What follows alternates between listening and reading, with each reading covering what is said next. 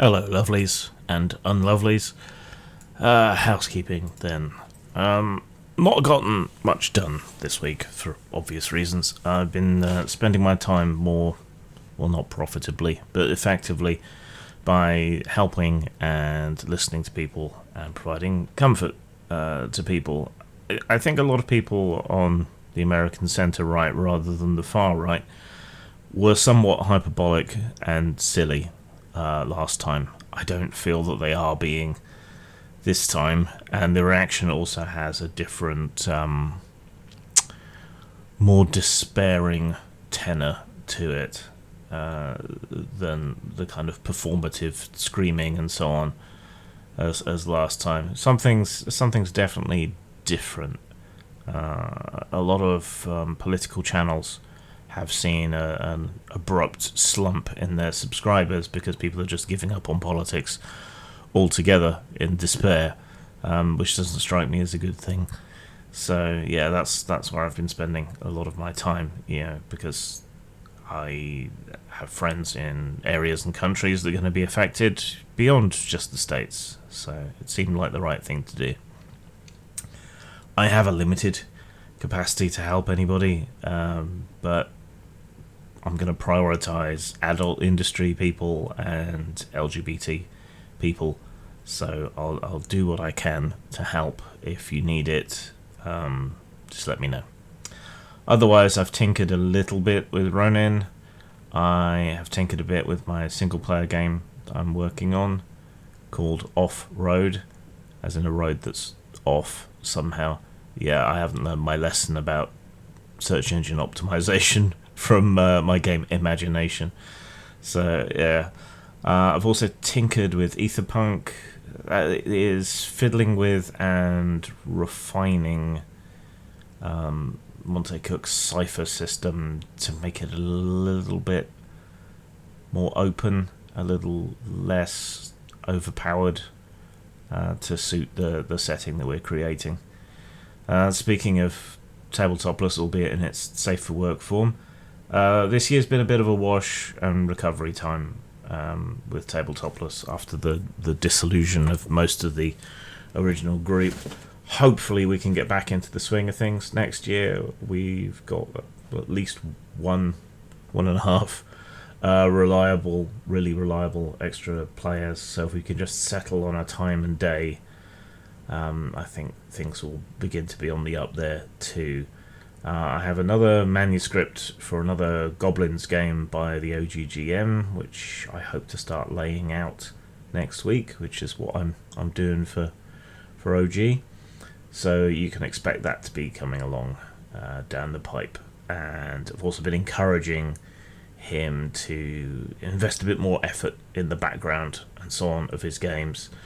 And the lore, because he does have a good, subtle, almost British sense of humour that comes through quite often.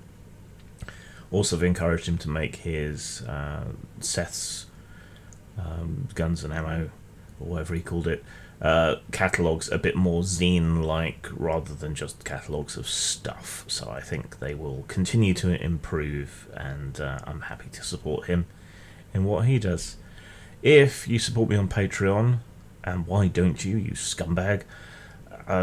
The Apple payment change and the subscription change has now gone through, so I would encourage you to go over to Patreon and check if you're still subscribed, if you're still paying, what you're still paying, and if you are using Apple Pay, don't use something else, because they're charging a big surcharge, and I didn't really have any choice than to pass that on to people who subscribe to me on Patreon.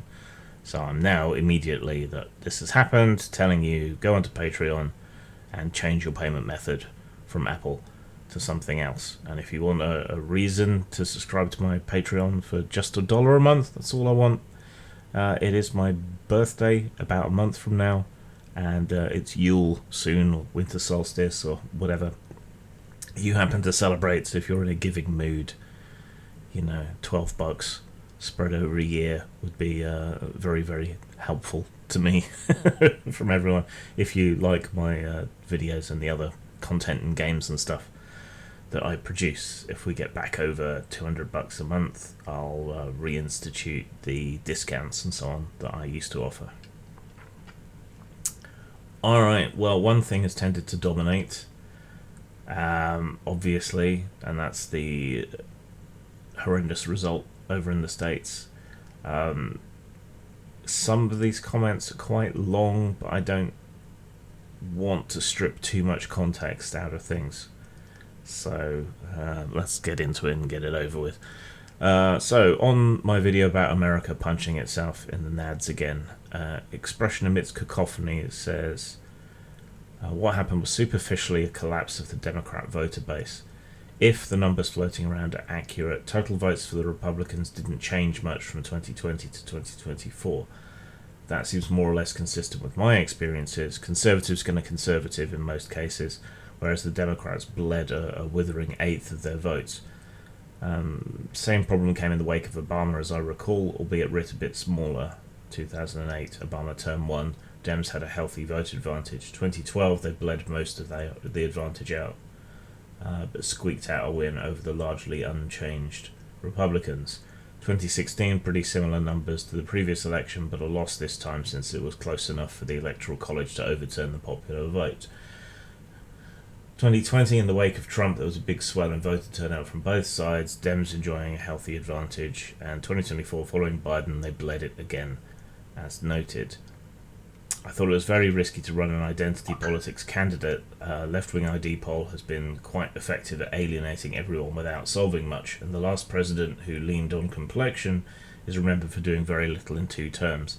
I remember thinking, unless this lady cured cancer, a whole lot of voters are going to see her as an incompetent diversity hire, which you may or may not regard as worse than Trump specifically, but voters may very well think it's worse than staying home on election night. Well, not my country at the end of the day.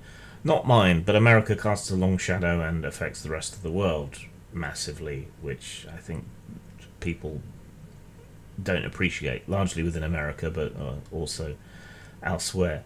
There was a collapse in enthusiasm, but I don't think they did run an identity politics candidate unless you think that someone is an identity politics candidate simply by virtue of being female or not white or whatever else. But I mean, she very assiduously avoided that, making it about that. So I don't think that is a valid criticism necessarily, and I don't think any of that would excuse what people did, which was to vote for a criminal, rapist and con artist. 2016, sure, I can give people some benefit of the doubt, but this time around, I think people knew what they were voting for. So it's very, very hard to excuse anybody for doing so. I mean, anyone just like 1% less bad than Trump should have won. A rock should have won. A houseplant should have won. I do think you've homed in on something, though, which is that there was this lack of enthusiasm in the Democratic voter base, even though that enthusiasm did crank up once Kamala took over as the candidate, raised so much money, there was so much public enthusiasm, and yet it didn't materialize. And how much of that is to do with moral puritanism, albeit of the not far-right variety? How much of that is to do with Israel-Palestine? Probably a good chunk of it. But of course, Trump is not going to be any better than the Democrats would have been on the Palestine issue. So, yeah, I think that kind of puritanism is unpragmatic. Well, they're not left, but left for America, and the leftward side of whatever the local paradigm is, most places around the world tends to self-sabotage and fuck up their own chances, and so it seems here. Midnight Green says, smarmy British communist claims Americans have brain worms. I mean, RFK does literally have a brain worm. Oh my, the irony of this. Jim, please give me an example of your preferred government model working. I'm genuinely interested. Still not a communist. And yeah, something is clearly deeply wrong in America when they will ignore someone's criminality, including sexual criminality, including links with a notorious head of an international paedophile ring, despite claiming to be against all of this. You know, I don't believe in Christian theology or anything of its ilk, but if there was ever a candidate for the Antichrist, Trump is that. Right down to the fooling religious people into following him. It's quite uncanny. Nothing approaches my preferred form of government, because my preferred form of government is none, but in a different way to the way that probably sounds to most people. So I have a pragmatic view on what is the best we can realistically hope for in this world at present, and that would be the Scandinavian social democracies. Now, I said as much to Midnight Green, who went on to say, so ruthless capitalism providing the backbone for socialist policies. These are not ruthlessly capitalist countries. For some reason, they keep denying their socialism to Americans, but it's absurd. And their capitalism is far more socially mobile than American capitalism. It's not ruthless, it's not cutthroat, it is redistributive. And it is moderated and regulated in a way that Americans think should make everything worse, but it doesn't. So, I mean, these are just the kind of comments that show someone's political and economic illiteracy, and what am I supposed to do with that that's not going to sound insulting? Well, mind you were insulting to me, so why shouldn't I be insulting, really? Be the better man, maybe? But then that's moral grandstanding as well, isn't it? Interesting game. The only way to win is not to play.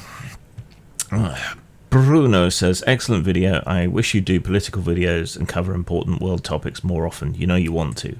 I want to, but it's harrowing to my mental health to spend as much time, even as I do, on it lately. And it costs me, and I have been cost a great deal by principle over the years.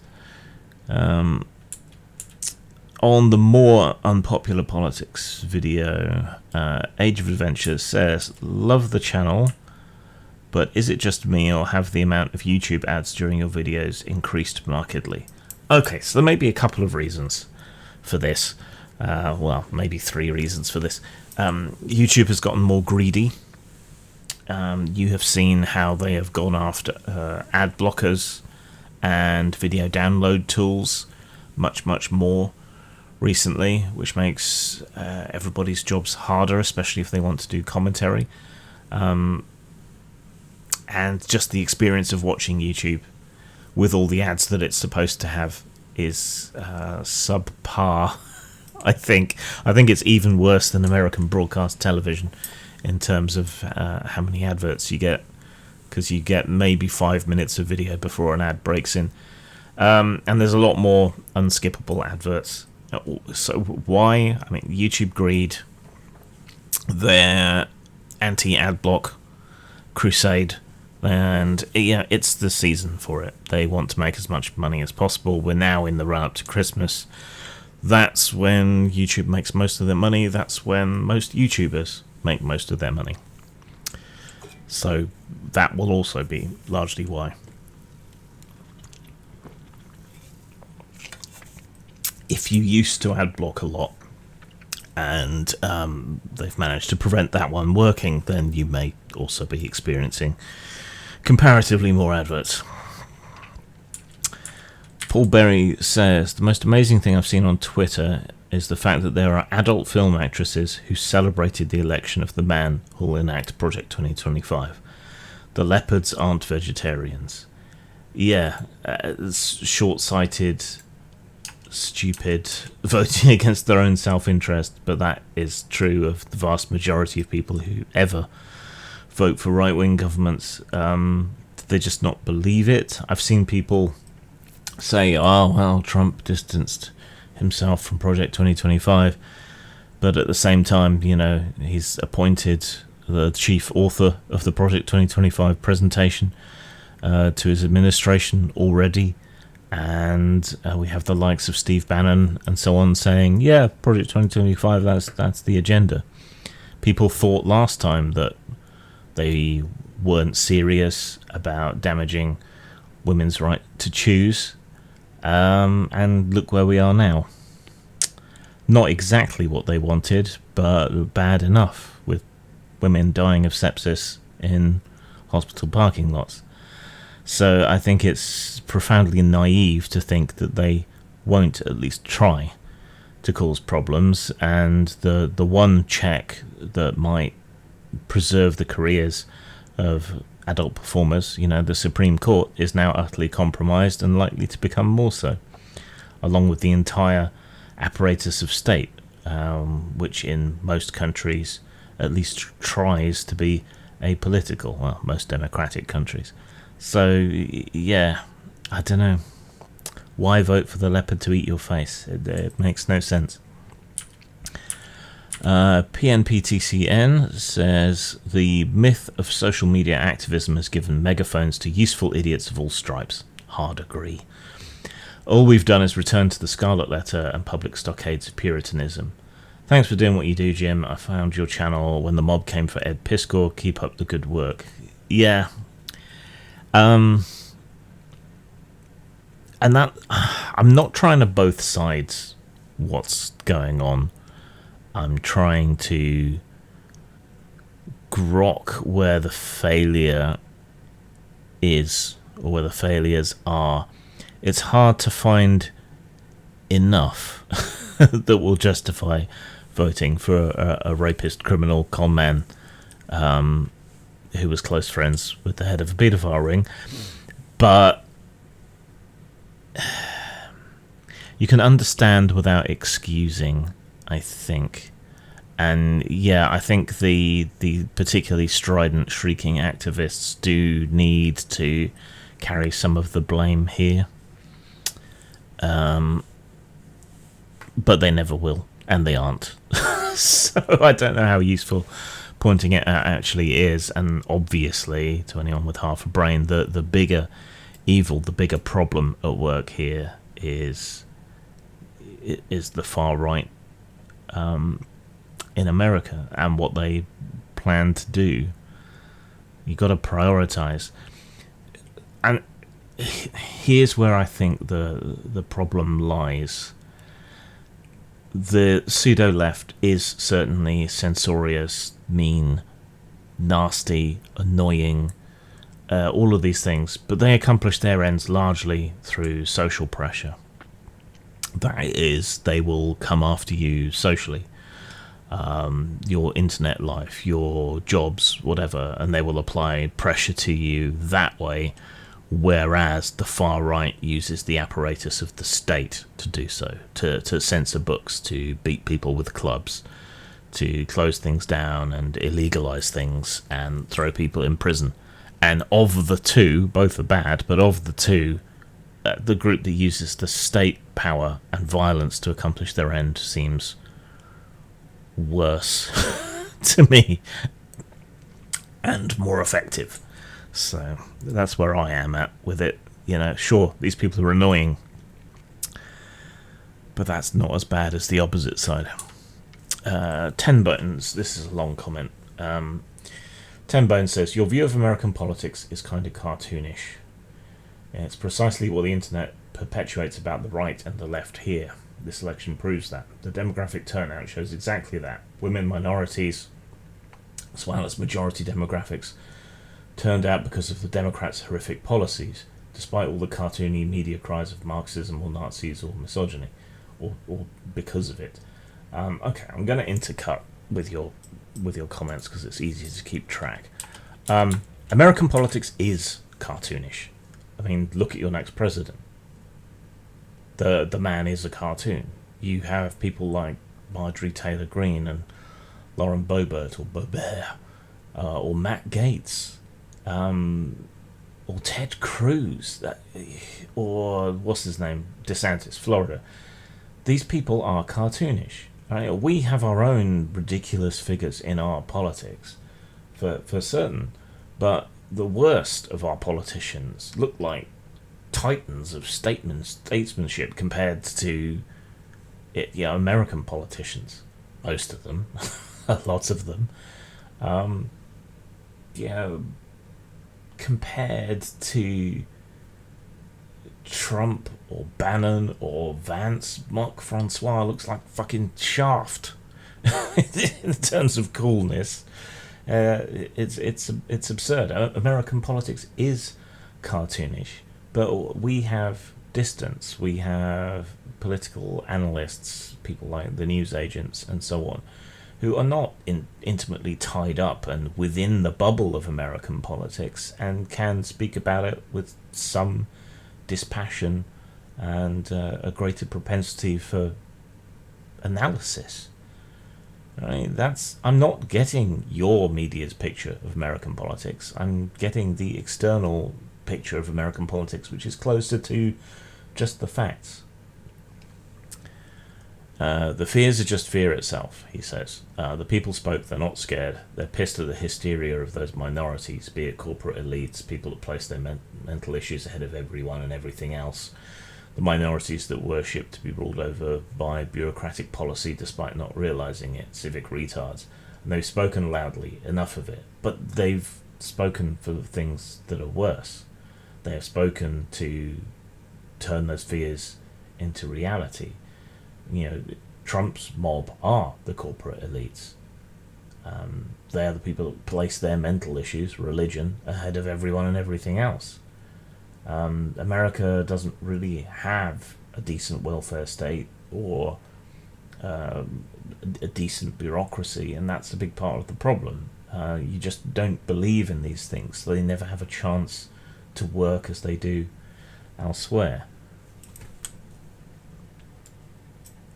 He goes on to say, the big thing you're not acknowledging, and it's likely due to being British, not American, is that our government has become a bureaucratic nightmare that goes so far beyond your imagination. While that may sound hyperbolic, it's not. It is. You have a very minimal state compared to anywhere else. In fact, you go on to contradict yourself elsewhere. Your bureaucracy is nothing. Goes on to say, and Trump is only the tip of the spear designed to kill that bureaucracy. I suspect that this is a significant thing that a lot of Europeans don't get about the American psyche. We don't like people, especially other Americans, meddling in our lives. Alright, microcosm of this. RFK, right? They've said they're going to put him in charge of a whole bunch of health stuff. He's an idiot. He caused an enormous measles outbreak that led to deaths and disability in Samoa.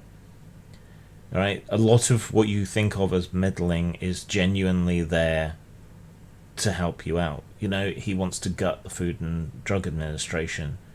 America already has incredibly lax food and drug regulation, which again leads to enormous amounts of bad health outcomes, problems with drugs and food, contamination, food poisoning outbreaks, all of this sort of stuff. Regulation isn't inherently bad in and of itself. It can have a practical use. It's not interference in the way that you seem to be characterizing it. Ten Bones goes on. The caricature of right-left, as you put it, is accurate insofar as the perception of these LARPers sucks the oxygen out of the room. No one I know that voted for Trump, and I live in Texas, is crying about it. I roll to disbelief. Sure, we're kind of chuckling at the hysteria of the caricatures of leftist tears pouring out of the internet, but we live with those that are Democrats that are also highly disappointed, but I don't see people rubbing their noses in it. Roll to disbelief. They're our family, they're our friends, and now they've woken up and realised that they're the minority of opinion in the US. Well, not necessarily, given how many people didn't vote. But no, that's not what they've realised. They've realised that their family and friends will turn a blind eye to evil, to put it in your terms.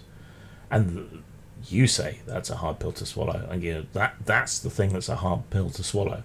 That you don't care that someone is a rapist, probably a paedophile, a criminal, how much damage they did to the country last time, that it's all the unnecessary deaths from COVID, all the unnecessary deaths from abortion restriction that have now happened. Yeah, you just look past all of that, and for what? Yeah, inflation's been going down for the past 6 months. And that was a problem that was inherited from Trump, and something he's bound to make worse if he puts these tariffs and things on. You're willing to look past all of that, or you're willfully ignorant that he's going to make all these things you claim to care about worse. And you'll vote for someone who is, objectively a lying shithead. That's what's hard for people to swallow. It's not that they lost, it's what won. And I mean, you go on. Trump voters are going on with a bit of enthusiasm that someone is going to demolish the bureaucratic state that doesn't exist, that's threatening our children, that isn't threatening your children, that's stealing our money, it isn't. You have an incredibly low tax burden, which just means that money accumulates in the top 1%. They're waging war in our name. Just wars at the moment, largely. They're watching illegal aliens flood across our borders. And not really, and frankly, you need them anyway, economically. That's another thing that's going to cause problems. It says, you live on an island, physically and literally. I live in Texas, where most of these people come in. You've been snowed. There's no way around it. And it goes on to say, that's where another real issue is. I think you have a cartoonish view of American patriotism. Look, Europeans distrust nationalism of any stripe, and American quote-unquote patriotism is runaway nationalism. Right? That is terrifying for people who actually had to live through occupation or assault by fascism. By ardent far-right nationalists, and you still treat it like a good thing. You don't seem to have the same nervousness. There's flags everywhere. We distrust that with good reason. Bitter experience. And Trump doesn't model the American ideals in any way, shape or form. No, your entire comment is just so utterly wide of the mark. I don't think Americans understand how they're perceived, or how they come across, or why they come across that way, or how obvious it is that they've betrayed their own beliefs and values. And for what? Cheaper eggs? A couple of cents off petrol? Is that really worth destroying your country? I don't know. I don't think so. Ace Up in a Sleeve says, mobs have always made me uncomfortable. Even when I went to protest for causes I cared about, I've always felt fear in my stomach to be pulled in by a sudden groundswell. Some people, it seems, seek to lose themselves in the multitude, perhaps a taste for the stupor of unity. And when they do, there is nothing that can be done, because they're no longer individuals that you can talk to and reason with.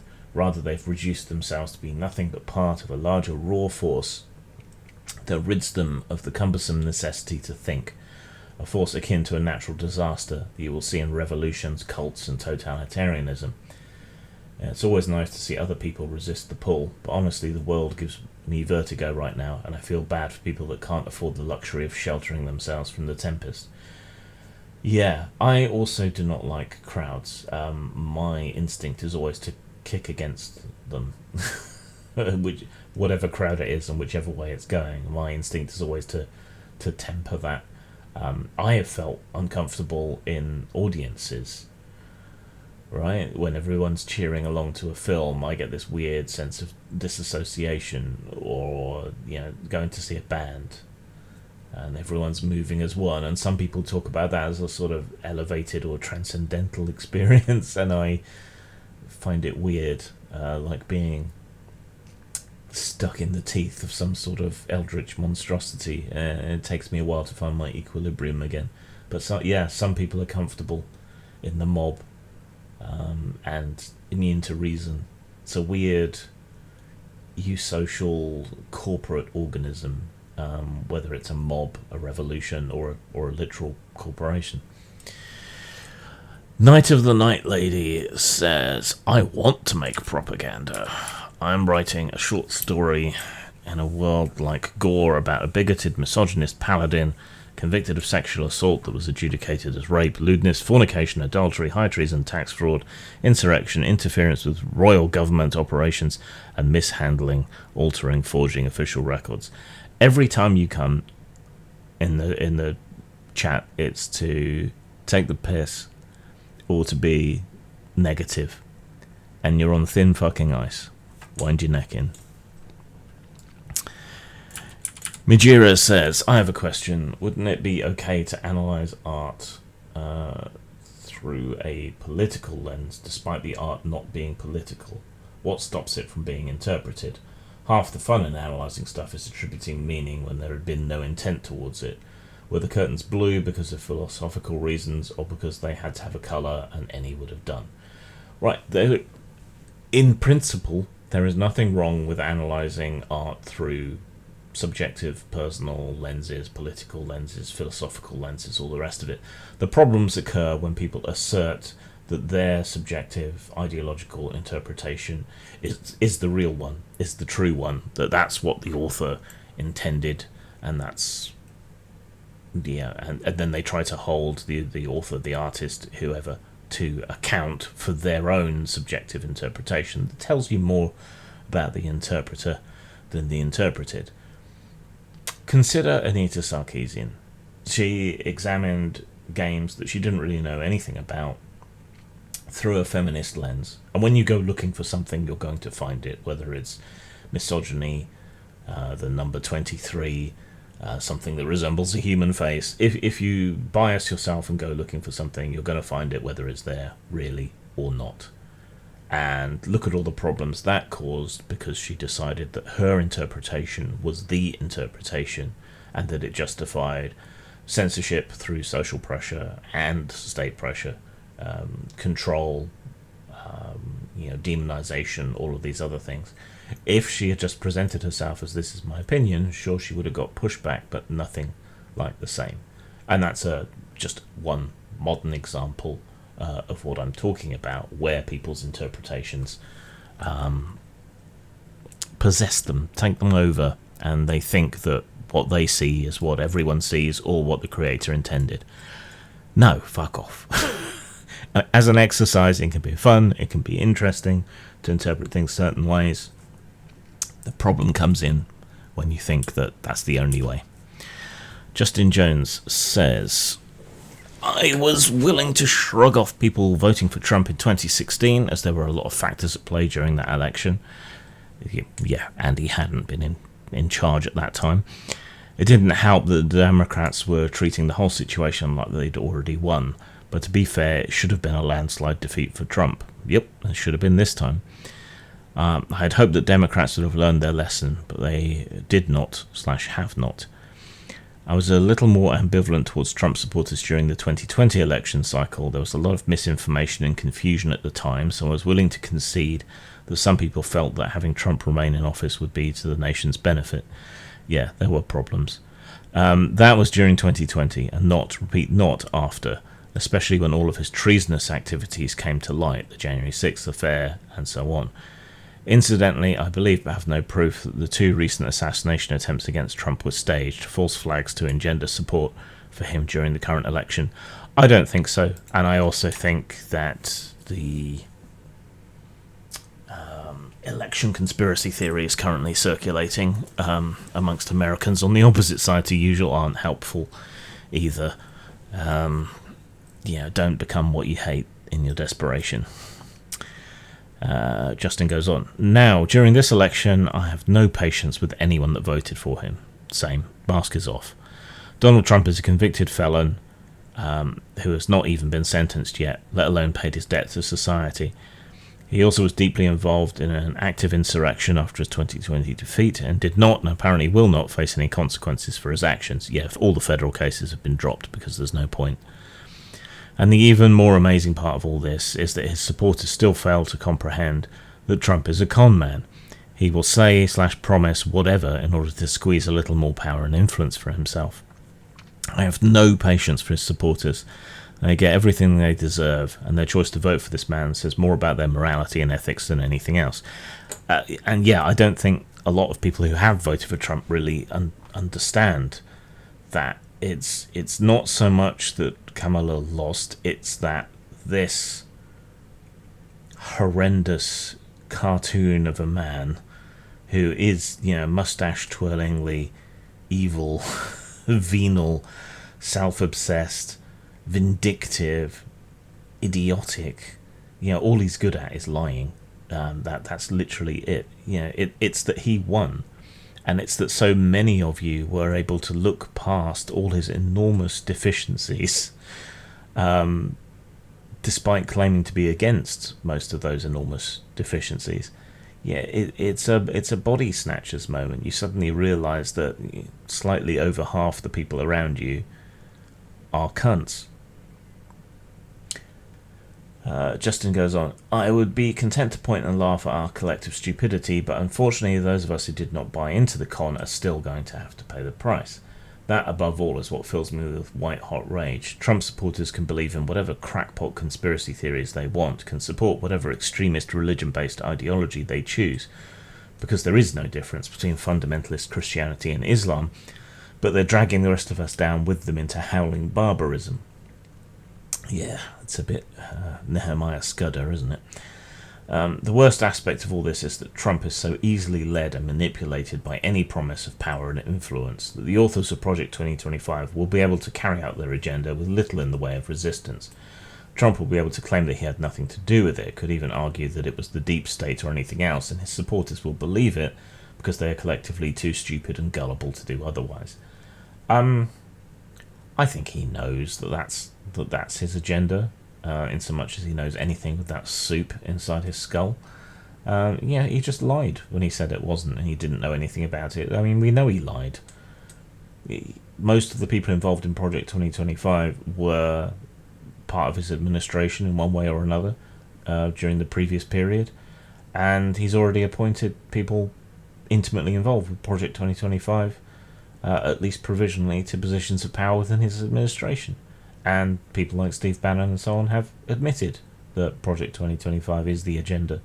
So there's no excuse this time around.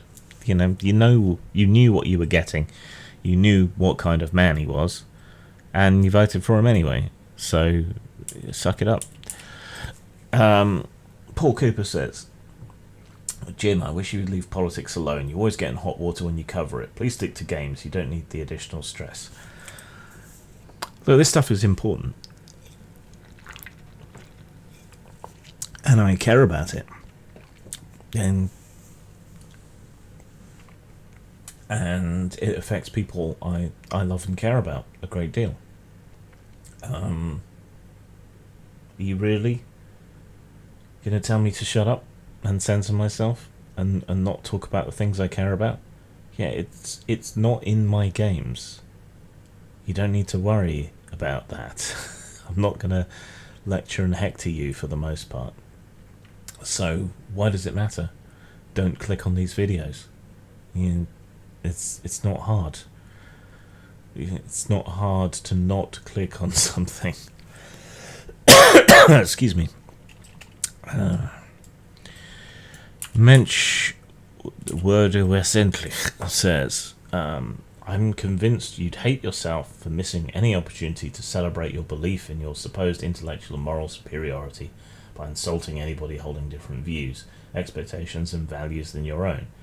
Even where I agree with you, you seem ignorant to the fact that you lack the humility to entertain the thought that you could be wrong or misinformed yourself. That's where you're wrong. I suffer from very, very strong clinical and chronic depression, which makes me question myself all the time. But when I do eventually finally come to a conclusion, it means that I've already thought about all the ways that I could be wrong, and I have ruminated on them more than you probably appreciate. So I've already been through that process. that I could be wrong or misinformed. I am humble. Too humble, I think. Because, politics is something where I do really know what I'm talking about. Politics, history, games. These are things where I actually know what I'm talking about. And it's good for me to speak with confidence on things that I have a reason to speak with confidence on. And how am I supposed to not feel intellectually superior to people who have willfully allowed themselves to be conned? How am I not supposed to feel morally superior to people who have voted for a con man, a sexual assaulter, a criminal, someone who fucked everything up that they claimed to hold dear last time and will do so again, who has a crazy anti-vaxxer, natural health quack that he's going to put into his administration, who is bringing Elon fucking Musk into his administration? How am I not supposed to feel morally superior to people who have ignored all this criminality and his association with the head of a paedophile ring? How am I not supposed to feel morally superior to that in the same way that I would feel morally superior to someone who tortures small animals or deliberately cons old people out of their money, which is another thing that Trump has done? Most people are morally superior to that, I dare say. Well, most outside the States, anyway. Salsa Doom says, Harris was a trap. She was too tarred by the far left, e.g. her association with defund the police, etc. But there was no way they could just step over her and appoint some white guy like Waltz instead. I think we have to be careful looking in from the outside, though, our very narrow media windows. What is it like to have the centre of your city occupied for months on end, or to see human zombies wandering the streets? Yeah, well, that's an aspect of the media bubble that the right wing find themselves in. But Kamala can't have been tarred by the far left because you don't have a far left, and she was certainly not far left. She was centre right, arguably more centre right than Biden was, who was a bit more of a traditional union guy. I hope Walt sticks around. I hope he is the candidate next time. He was brilliant. Looking in from the outside, I think we have distance. I think we can be more clinical. I think we're better able to call it as it is. And I think America is so parochial. So few people travel or see how other people live. So few people even leave their home state in the States, that I think the far worse problem is being in the middle of it all, and never getting to view it from outside. Practically every American who visits a European country and has to interact with the European healthcare systems comes away a convert to public healthcare systems. There's just that perspective makes all the difference. And so from outside we have a capacity to cut through the bullshit, particularly here in the UK, where we do still have independent media that isn't completely trapped by the profit motive. Jesse McCullough says, apparently my fellow Americans have had enough of immigrants, women, and LGBTQ plus activism, and I'd like to see how the Democrats are going to respond to that in 2 years. I just don't think they appreciate necessarily how bad it is for those people, or how much they need those people. As to how they respond, I don't see it being particularly likely that there'll be much for change. Like the right, they're kind of hostage to their own base, in a way. I'd like to see Walls come in and run next time. That's in 4 years, though. On a much more pro-Labour, pro-working class sort of platform. I think that's where they might be able to cut through again. 2 years, depends how badly Trump's fucked things up in that period, which is likely to be a lot. But we can hope there's a correction and he can be contained a bit more in 2 years. But it's going to take a very long time to unwind the damage. Edward Kopp says, integrity, transparency, and accountability. If you create a political system based on transparency and accountability, it self-selects for people with integrity. People with integrity don't mind being held accountable. All rights are under threat because folks don't understand that there are no God-given natural rights, only the right to your own opinion, and you don't have the right to express it unless you're willing to do everything you can to enforce your franchise. Americans are weirdly anti-intellectual and have decided that understanding how the world actually works is not as important as your own sense of identity. Yeah, that's an irony in American politics at the moment. Both sides are identitarians, just about different things. Unlike most people, I don't believe that my right to bitch is enough. I actually participate at multiple levels on the political and party system in New York City and state. As a chef, I cannot abide people who come to me with a problem and no idea how to solve it. The use of morality porn to justify inaction is inexcusable and only leads to election outcomes like we have now.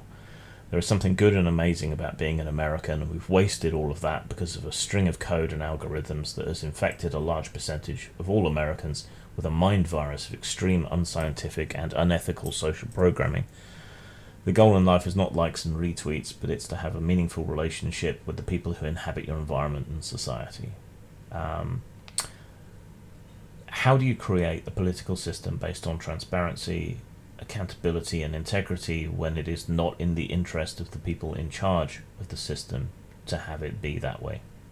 That's the puzzle. Senozoros says, the worst thing is all of the leftists here in Europe who go, both sides bad. Well, not the worst. The fascist takeover is the worst, but both sides just as bad crowd is more insufferable. I mean, I have sympathy, some, for that position, because both sides are bad. It's just that one side is so much worse than the other that it shouldn't even be a choice. And one side occupies a position that is somewhat easier to influence and to change, but again, missing. Print and Play podcast says, how can you be for crackdowns on so-called misinformation? Well, it's not so called for a start. Do you remember how hate crime laws were brought in here in the UK to combat the hate preachers luring away young lads to war zones? Now it's used to arrest people for jokes or pointing out facts on social media. Surely not. Those facts aren't facts. The jokes issue is an issue, but I think we've seen some correction to that in the courts. As for how I can be against misinformation, for the same reason, I would be against selling a jar full of vipers to someone claiming it was pickles. Right? It can be dangerous. Misinformation, disinformation. It just seems obvious. I've given a reductio absurdum of the idea, but for the same reason, I'm against false advertising or religious evangelism, particularly in schools and other closed off areas. It's actually a problem. That's why, especially in a democracy where people need to be informed to make the right choices. Tough Eyes says, Jim, you don't have to like him, but I'm looking at people who are threatening self-deletion because he won. I'm looking at people who've decided on antinatalism because of an election not in their own country. I will not accept that as normal behaviour or an opinion worthy to yours, never mind mine. I understand it, because this is going to set back addressing the climate issue at a time when we don't really have any time left to address the climate issue.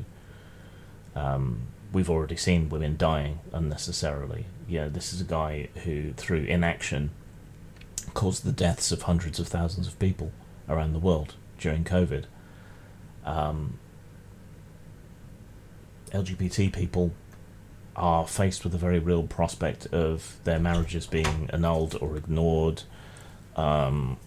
or not being able to marry the people they love, and that's heartbreaking to have that come in and then be taken away. So I think you have to consider things in that context. And the rich are going to get richer and the poor are going to get poorer. People's lives are going to get harder. despair is not an irrational reaction. Tough Eyes goes on. I look to the sources of the influence. I look at how they've never engaged with and actively made all of the problems of the culture war worse through their statements and actions, and led other people either ignorantly or maliciously down such a path of madness and despair. I don't think it's either of those things. I wouldn't have to look far to see the misandry either still existing despite everything. Yeah, that's true, but even so, I think people's upset is rational this time. I can at least take a deep breath, he says, and see that the world is not going their way any longer. I'm also not going to be devastated by one election. I refuse to think that all of these people, some of them cheering on the suffering of anyone to the right of them, are correct in how they felt about things for a long time. Those same types of people made life hard for you in tabletop, so I'm happy to begin building a world without their paradigm, and that doesn't mean I'm going to be a total caricature of MAGA either. It's 4 years. By this time frame in 4 years, I want a less politicised world, vastly less politicised entertainment. Well, you're not going to get it, because they're planning to politicise the civil service. They are going to go so far the other way, and it's going to be worse because they believe in using state power to do it rather than social pressure. So, you see, this is what gets me. People say they want something, but they vote for what is actually its opposite.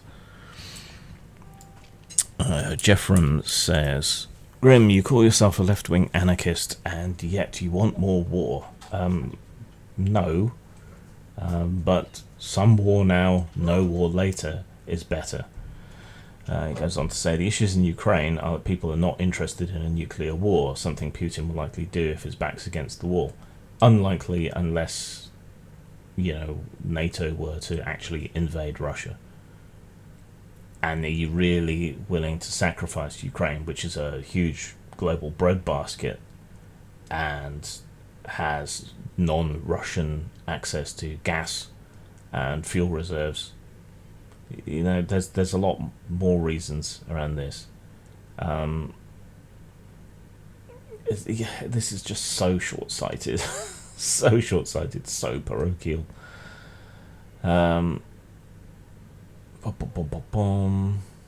Goes on to say later, let alone the Democrats in the States as the pro-censorship party. No.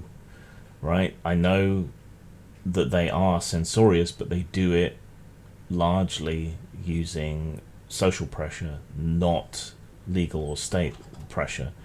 And the 1980s Republicans are much like the 2020s Republicans, only this lot now are far worse.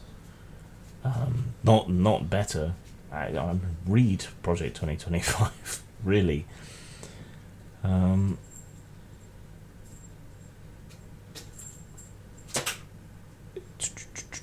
That's mostly restatement for the rest of that comment. Though, look up Trump's inner circle. Are you honestly going to call RFK Jr., Tulsi Gabbard, Elon Musk, and Vivek Ramaswamy right-wing? Yes. Yes, I am. Even the American quote-unquote left is right-wing. It's just centre-right. RFK is an anti-vax lunatic who wants to strip away necessary regulation that keeps people safe and healthy, supposedly in a quest for health. Tulsi Gabbard is someone who has slid further and further and further and further to the right, supposedly on an anti-war kick, but is now supporting a regime that will make the world far less safe and far more likely to sink further into war. Elon Musk is a fellow con man, which I guess is why Trump likes him, and he has the anti-trans brainworms and a whole bunch of other things. Vivek is more of a libertarian, so economically right-wing, but he's just out for himself, which is probably why he gets on with Trump, who is also just out for himself. No, I think you're rationalising and making excuses. Okay, moving on from politics for a bit. On the Fabula Ultima review, Santiago says, where did you find the physical version of the Techno Fantasy Guide? I've been looking for that for months. So you can, if you're in the States, or states adjacent, you can get it through the Need Games site. If you're in the UK or Europe, you can get it through the Modiphius site, and I think it's also on Zatu, or Zatu are doing fulfillment for Modiphius, one or the other, but that's where I got it. I ordered it from Modiphius, I got it through Zatu.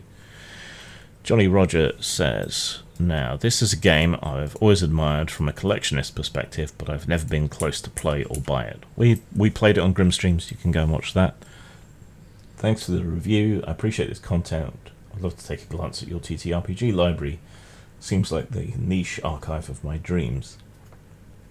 If I might be so rude as to ask a question, and I really don't want to be rude about this, but do you have some books in your collection that were written by creators you might have some enmity with? I know that separating a creator from his work is a nice ideal. I don't know enough about art, but I imagine it would be like Picasso having a Duchamp painting in his kitchen or something like that. Have you read or have Into the Odd or Electric Bastion Land? I've never heard you talk about any Mark of the Odd games. Some of them are quite interesting. Most of their stuff's OSR, I think, and I have enough OSR stuff that I will never play to last a lifetime, really. I do have things in my collection that have been written by creators who I don't get on with, or I used to get on with. I try to ignore it for the most part. So, I've got things from Evil Hat, Gareth Skarka, and a few others who have been outright horrible to me. So, by and large, I don't let it get in the way. Velimax says, one would think it's a good thing that the game support exists for noobs. If we want our hobby to survive past the current generation, we need new hobbyists that are able to start somewhere, and preferably that not always being the same one or two big games. Yeah, but most people do start with those one or two big games. And if you're an independent game, you're kind of stuck between a rock and a hard place there. Most people, the vast overwhelming majority of people, are not going to be starting with indie games from print on demand or the back shelf of a game shop or something from a stand at a convention. They're going to be starting with D&D or Warhammer or something like that. And so if you angle your books and resources towards new people, you're not really serving the audience that's likely to buy it. So, yeah, rock and a hard place. Ironcaster says, well, I appreciate the matching size of the GM screen. Its size is a slight annoyance, and I wonder how older games masters will come to see it. Some of it, I think, is just to try and keep things consistent across the product line. But I also think it's a difference in philosophy. The idea of hiding stuff from your players is quite an old school one. So a shorter GM screen that you can just use for reference is something different. Different goals, I think. On the Discworld preview, and the Discworld RPG funded at over £2 million, which is interesting. But Tony made a comment, and it's an opportunity to reiterate what crowdfunding is and isn't. Tony says, this looks cool, but the rewards from the Kickstarter are not guaranteed. What BS is that? I told him, it's not a pre-ordering system, and he went on to say, why are there even rewards then? I appreciate that big companies like Modiphius are abusing crowdfunding by using it as a pre-order system when it's not, but you have to understand that when you back something on Kickstarter or Indiegogo or any other crowdfunding platform, you're not pre-ordering a product. You are providing the money for the product to be developed, or at least that's the idea of crowdfunding. So they always have, in the fine print or even the bold masthead, that you may not get what you pay for, because there might be production issues or shipping issues or other issues, or someone might run off with all the money or whatever. You're just not guaranteed to get what's there. That's not the point of crowdfunding. The point of crowdfunding was always supposed to be to provide the money to allow people that otherwise wouldn't be able to develop high quality projects and products by engaging with people directly rather than big investors.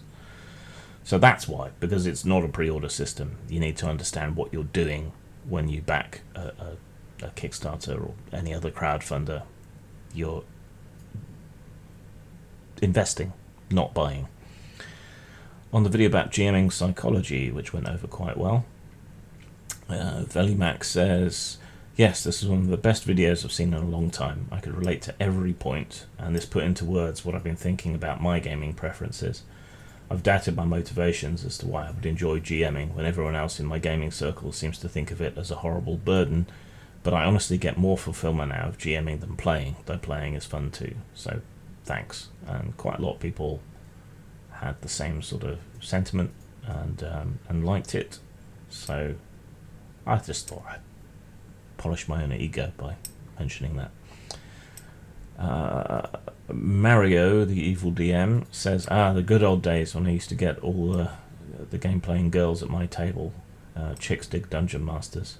Yeah, a lot of people commented because I used that sassy thumbnail, but don't go thinking that reflects reality, because it doesn't. Wraithing says, as always, a great take on the subject. This was so easily solved when we were at school with some fighting fantasy books, a red box or a green one with tentacles, or some Maelstrom and Dragon Warriors paperbacks. The one who'd made the birthday/pocket money purchase had to work out how to run it, or we'd never have played it at all. And the juvenile day prisons we attended threw us amongst other kids, allies, acquaintances, and some complete twats. You started to understand through familiarity and growing tolerance who could be co-opted into the experience. We all ran some crap games and some good ones. We had very little performance anxiety that could compete with the usual horrible daily nervousness of being part of a bunch of involuntarily socially institutionalized captives while experiencing an embarrassingly hormonally challenged state together. Running a game felt less dreadful than having to wear shorts on a snow-covered field, threading a sewing needle, making pastry, being volunteered to make stumbling recitations of Shakespeare, speak badly in a foreign language, or be publicly shamed for mathematical stupidity or your lack of commitment to memorizing the periodic table. And quite a few of us bought books. Thus, more had to DM, GM, keeper, referee, whatever, the game that was theirs. Maybe I've been lucky. In every group to which I've belonged, we all run games and we all play. Is that a British thing? Is it a generational thing? Maybe I just tend to meet people who like the cooperative community aspect of gaming, where no individual wants to dominate, no gods, no masters kind of thing. Probably lucky. I think it's both a British and a generational thing. A lot of Brits, certainly in sort of Gen X and Xennial sort of bracket, don't seem to have come up on D&D. Probably partially due to how far behind the curve we were with releases, and how stores like Games Workshop used to have a whole bunch of different games in them, same with the Virgin Megastores. I don't think any store I went into as a kid was just a D&D store. So a bit of both, I think, and I think it's a shame that we've lost a lot of that, because playing a lot of different games makes you a better player, a better games master, and supports a broader industry with a broader set of ideas. There's one last comment I wanted to pick up on an older video about Apocalypse World, or Porclips World as I call it. Spazalicious Chaos says, I remember when Hyper RPG tried to use Powered by the Apocalypse to do a Rat Queens campaign. It was baffling to say the least, and seemed to highlight how Powered by the Apocalypse doesn't seem to guide the GM in what a partial success looks like. It seemed like every roll below a 9 on 2d6 might as well have just been failure, and failure but we make fun of you. It was not great, especially for a setting that was tailor-made for a gritty and harsh dungeon crawler. So I was just talking about how people who experience multiple games, that's better for everything, right? But people do have their darlings. It's the same reason you see people trying to play Cyberpunk using D&D 5th edition. And if people branch out, maybe it's to something like Powered by the Apocalypse, and then they use that for everything, because it's what they know. It's comfortable. They know how it works, even if it's a massively inappropriate system. A lot of people are just unadventurous and eat the same thing every day. So I think that's a big part of it. It used to happen on RPGNet a lot. There would be a darling game, and people would try to do everything with that game until a new darling came along. And I think it's the same mentality that has everyone trying to do everything in D&D, or indeed Powered by the Apocalypse. Zang. Splatpunk is a retroclone RPG, so you can make your own Splatpunk games, whether that be cyberpunk, clockpunk, steampunk, biopunk, narcopunk, whatever it might be. You'll find this system adaptable to all your needs. Available at post-mort.com, lulu.com, and drive-through RPG.